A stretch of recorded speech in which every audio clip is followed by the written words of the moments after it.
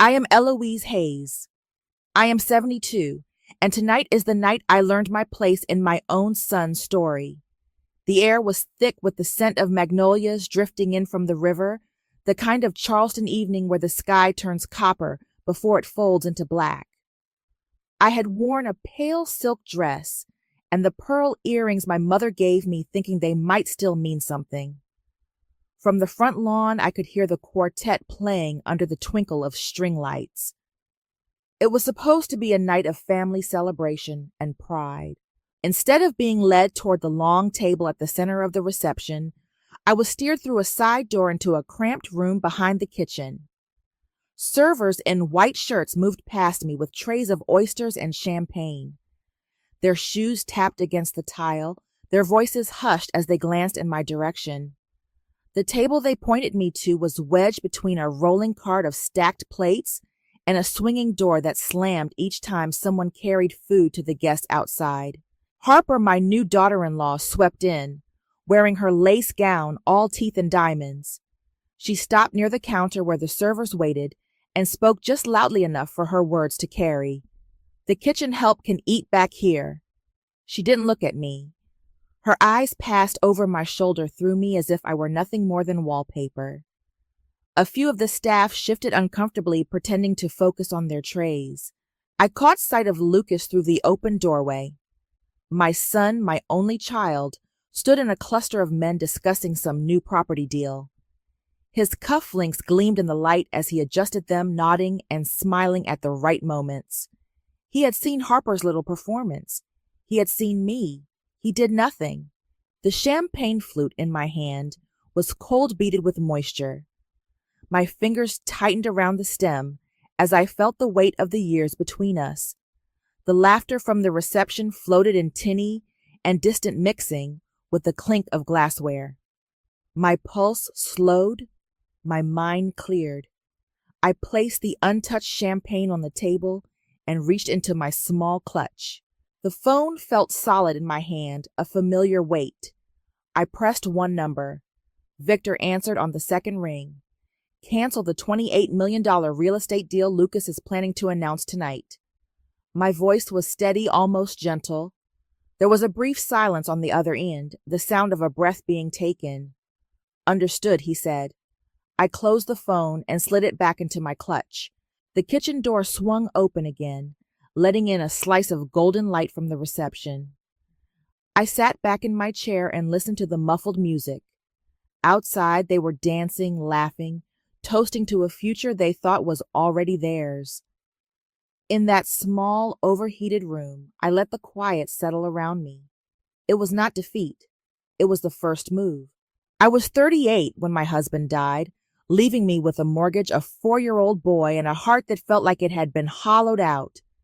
There was no insurance windfall, no family fortune to soften the blow.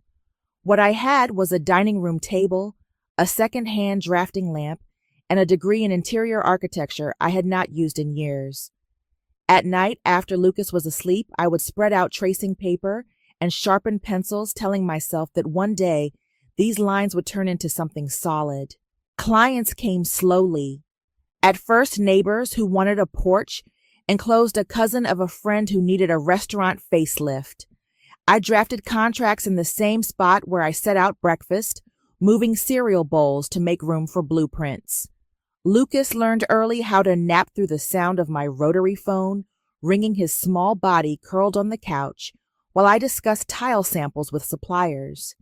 He called my leather portfolio Mom's Magic Folder. Every time I zipped it closed, he would ask if it meant I had made money for groceries.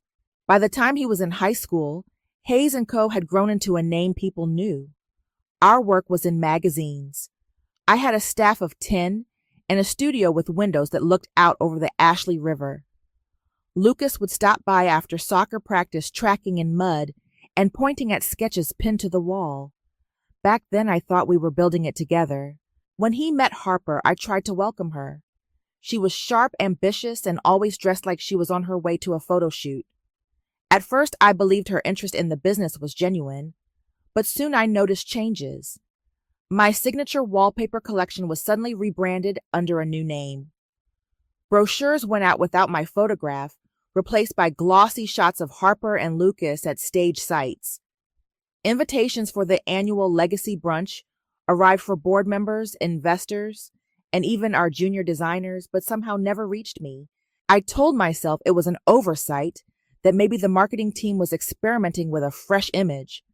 But the truth settled in slowly, the way water seeps through a foundation, until one day you see the crack.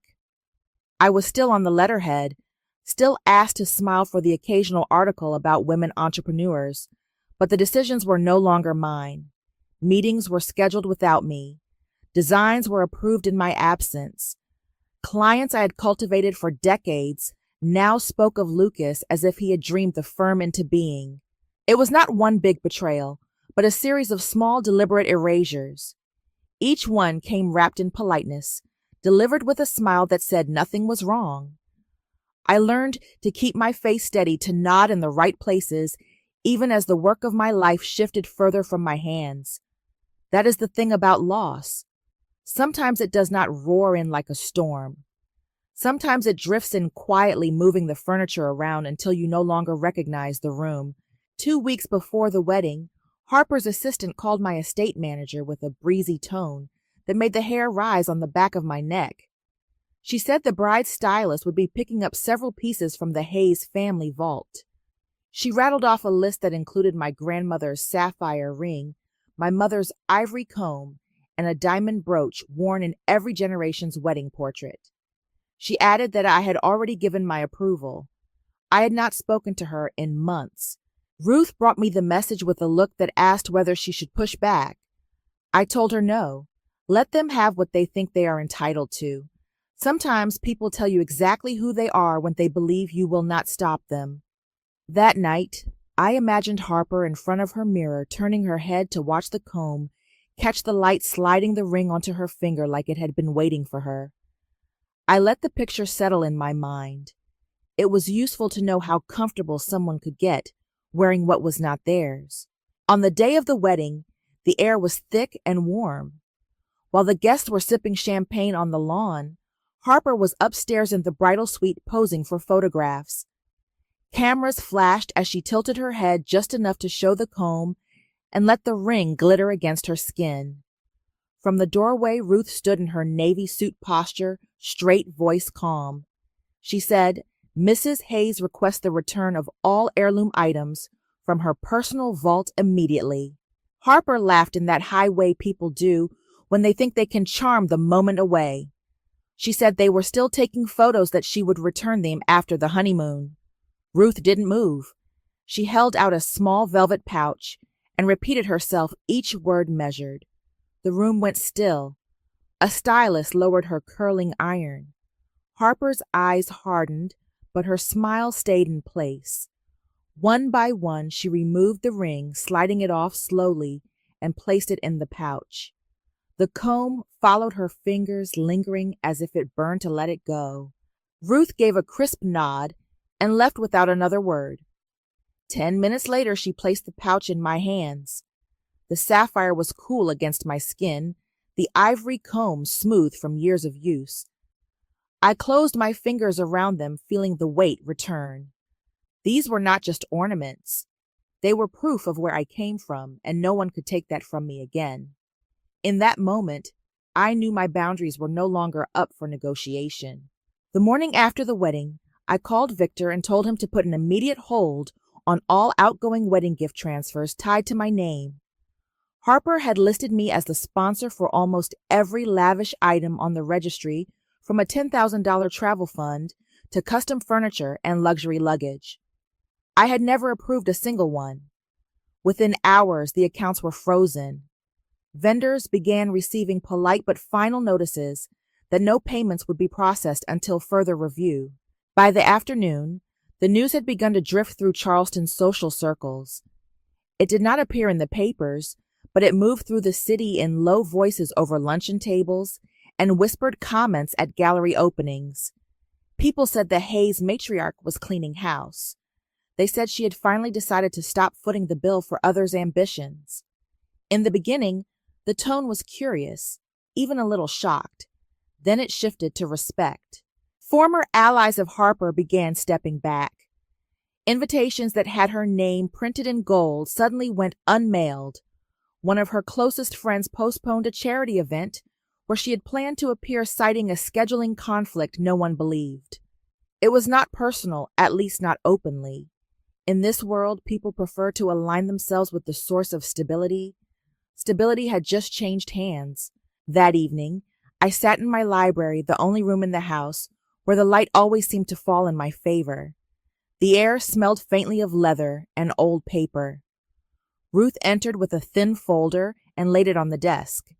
Inside was a list she had compiled. "These are the people still calling to check in," she said. "These are the ones who asked about you first, not the company." I scanned the names. Some were expected. A few surprised me. The list was shorter than it would have been a year ago, but every name on it was worth keeping. I closed the folder and met Ruth's eyes. This is how you play the long game. You do not announce every move. You watch. You wait. And when you shift the board, you do it quietly, so that by the time anyone notices, the game is already yours. Victor's office smelled faintly of cedar and coffee when I stepped inside. He closed the door himself, a sign that whatever we discussed would stay between us. I told him I wanted to amend my will. Most of the estate would be redirected to a scholarship fund for women from underrepresented backgrounds who wanted to study architecture. Lucas would receive a modest living allowance, enough to keep him comfortable, but never enough to give him control over anyone else's future. Victor nodded and began drafting the language with the precision of a man who understood there would be no second chances. That night, Ruth came to me with a look that said she had been holding something back. She had overheard Harper in the garden speaking to a friend on the phone. The words were casual but cold. Harper said it would be easy to prove I was slipping, that one confused statement on record could open the door for a judge to hand over my assets. She spoke as if I were an obstacle to be moved, not a person to be respected. Ruth stood quietly while I processed the weight of that. By morning, I had a plan. Every conversation I had with Lucas or Harper from that day forward would be documented. I dictated summaries into a recorder each night, dating and signing them before sealing them in envelopes for Victor's files. Financial access codes were changed. Accounts moved to institutions with stricter security. Ruth coordinated an audit of every point of access to my holdings, down to the secondary keys to the wine cellar. It was not fear that drove me. It was clarity. This was not only about protecting my wealth. It was about ensuring that my name, my work, and my story could never be rewritten by people who had not earned the right to hold them. By the end of the week, the scholarship trust was signed and funded. I left Victor's office with the certainty that my legacy now belonged to me again, and that no one would take it without walking through every locked door I had just built. The knock came late in the afternoon when the lake was still, and the light had turned to gold. I opened the door to see Lucas standing there alone, his shoulders drawn in his suit, rumpled as if he had slept in it. The months had stripped the shine from his face. He said he had lost almost everything. Harper was gone. Deals had fallen through. Friends had disappeared. He reached into his coat and pulled out a folded piece of paper, edges worn from being handled too much. Inside was a crayon drawing from when he was small. A stick figure of me in an apron holding a hammer with the words, "My mom is a builder," and a heart for the O. His voice caught as he said he was sorry, not only for the wedding, but for letting someone else decide what I meant to him. I told him that forgiveness is not erasing the past. It is giving both of us a chance to build something better. I said he could start by joining one of the community projects funded by my scholarship program. He nodded and said he would. Within a week, he was teaching design basics to a group of school children, helping them paint benches and repair a playground. A month later, we stood side by side at the site of a library renovation, watching volunteers measure shelves and sand window frames. The light poured in through the tall glass, catching the dust in the air like gold flecks. I looked at him and said he was still my son. Then I asked to see what he could build. He smiled, and for the first time in years, I believed we might find a way forward, one careful step at a time.